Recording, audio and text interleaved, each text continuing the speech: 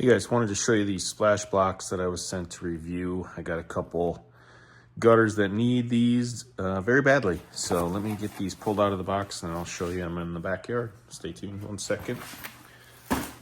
Pull this out. This is how they come.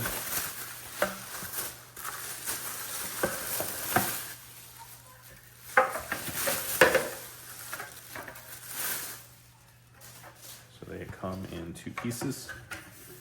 And then they just, you can see that, yep, snap together like so. And they're good. So let me go put it in the backyard, I'll show it to you.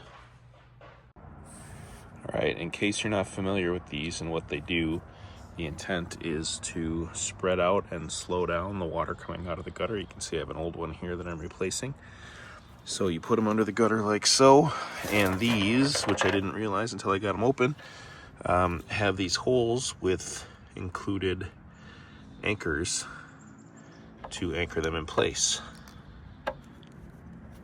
My ground is fairly soft because it's been raining, so now that's not going anywhere. I would do the other side, but I want to show you this. If you don't need the little anchors, these are rubbery little stickers to block off the hole.